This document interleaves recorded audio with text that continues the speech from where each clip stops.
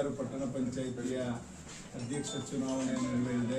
ಇದರಲ್ಲಿ ಪಕ್ಷಾತೀತವಾಗಿ ಜಾತ್ಯತೀತವಾಗಿ ಎಲ್ಲರೂ ಕೂಡ ಒಟ್ಟಾಗಿ ಇವತ್ತು ಒಂದೇ ಅಭ್ಯರ್ಥಿಯನ್ನ ಯಾರು ಕೂಡ ಅರ್ಜಿಯನ್ನು ಸಲ್ಲಿಸದೆ ಪ್ರೀತಿ ರಾಘವೇಂದ್ರ ಒಬ್ಬರೇ ಅರ್ಜಿಯನ್ನು ಕೂಡ ಇವತ್ತು ಹಾಕಿಸಿ ಇವತ್ತು ಈ ಉಳಿಯಾರ್ನ ಹಿತದೃಷ್ಟಿಯಿಂದ ಇಲ್ಲಿಯ ಸಮಗ್ರ ಅಭಿವೃದ್ಧಿಗೆ ಮತ್ತು ಇಲ್ಲಿಯ ಎಲ್ಲ ಮೂಲಭೂತ ಸೌಕರ್ಯಗಳನ್ನು ಕೂಡ ಒದಗಿಸ್ಕೊಡೋ ನಿಟ್ಟಿನಲ್ಲಿ ಇವತ್ತು ಇಲ್ಲಿಯ ಎಲ್ಲ ಸದಸ್ಯರು ಕೂಡ ಒಂದು ಒಗ್ಗಟ್ಟಾಗಿ ಇಲ್ಲಿ ಎಲ್ಲ ಪಕ್ಷದವರು ಸೇರಿ ಒಟ್ಟಾಗಿ ಇವತ್ತು ನಮ್ಮ ಪ್ರೀತಿ ರಾಘವೇಂದ್ರ ಅವ್ರನ್ನ ಆಯ್ಕೆ ಮಾಡಿರ್ತಕ್ಕಂಥದ್ದು ಅವರೆಲ್ಲರೂ ಕೂಡ ಮೊದಲನೇದಾಗಿ ಅಭಿನಂದನೆಯನ್ನು ಸಲ್ಲಿಸಲಿಕ್ಕೆ ಬಯಸ್ತೇನೆ.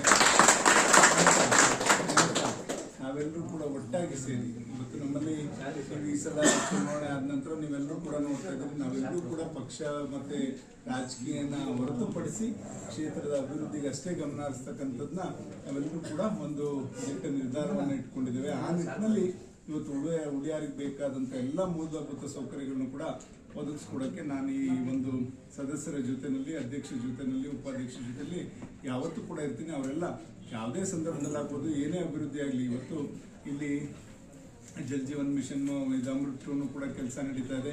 ನಂತರ ಇವಾಗ ಅದಾದ ನಂತರ ಎಲ್ಲ ರಸ್ತೆಗಳಿಗೂ ಕೂಡ ಒಂದು ಸಿಮೆಂಟ್ ರಸ್ತೆ ಮಾಡಿಸೋಕ್ಕೂ ಕೂಡ ಅದನ್ನು ಕೂಡ ಒಂದು ಯೋಜನೆ ಈಗಾಗಲೇ ಯೋಜನೆ ಸಲ್ಲಿಸಿದ್ದೇವೆ ಸರ್ಕಾರಕ್ಕೆ. ಅದನ್ನು ಕೂಡ ಶೀಘ್ರದಲ್ಲಿ ಮಾಡಿಸೋದಕ್ಕೆ ಪ್ರಯತ್ನವನ್ನು ಮಾಡ್ತೇವೆ. ಈಗ ಒಂದು ನಮ್ಮಲ್ಲಿ ಇಲ್ಲಿ ಒಂದು 2-3 ಇಶ್ಯೂಗಳು ಇತ್ತು, ಕಸದ ವಿಲೇವಾರಿ ಇರ್ಬೋದು, ಇದೆಲ್ಲ ಅದಕ್ಕೂ ಕೂಡ ಈಗಾಗಲೇ ಸರ್ಕಾರದ ವತಿಯಿಂದ ತಹಸೀಲ್ದಾರ್ ಎಲ್ಲ ಜಾಗವನ್ನು ಗುರುತಿಸಿದ್ದಾರೆ. ಅದು ಕೂಡ ಶೀಘ್ರದಲ್ಲೇ ಆಗುವಂತಿದೆ. ನಂತರ ಈಗ ಏನಿದೆ ಇರ್ತಕ್ಕಂಥದ್ದು, ಇದು ಒಂದು ತಾಲೂಕಿಗೆ ಮಿಗಿಲಾದಂಥ ಒಂದು ಊರು ಉಳಿಯಾರಾಗಿರೋದ್ರಿಂದ ಇಲ್ಲಿಗೆ ವಹಿವಾಟು ಎಲ್ಲದಕ್ಕೂ ಕೂಡ ಸಂಪರ್ಕ ಇರೋದ್ರಿಂದ ಬೇರೆ ಬೇರೆ ತಾಲೂಕಿನವರು ಇಲ್ಲಿಗೆ ಹಾದು ಹೋಗೋದ್ರಿಂದ ಇಲ್ಲಿ ಫ್ಲೋಟಿಂಗ್ ಪಾಪ್ಯುಲೇಷನ್ ಜಾಸ್ತಿ ಯಾವಾಗಲೂ ಕೂಡ ಇರ್ತದೆ ಉಳಿಯಾರ್ನಲ್ಲಿ. ಆ ನಿಟ್ಟಿನಲ್ಲಿ ನಾವೆಲ್ಲ ಆಲೋಚನೆ ಮಾಡಿ ಇಲ್ಲಿಗೆ ಎಲ್ಲ ರೀತಿಯ ಮೂಲಭೂತ ಸೌಕರ್ಯಗಳನ್ನು ಒದಗಿಸ್ಕೊಡೋಕ್ಕೆ ನಾವೆಲ್ಲರೂ ಕೂಡ ಬದ್ಧವಾಗಿದ್ದೇವೆ ಅಂತ ಈ ಸಂದರ್ಭದಲ್ಲಿ ಹೇಳ್ತಾ ಮತ್ತೊಮ್ಮೆ ಪ್ರೀತಿ ರಾಘವೇಂದ್ರ ಅವರಿಗೆ ಶುಭಾಶಯಗಳನ್ನ ಹೇಳ್ತಾ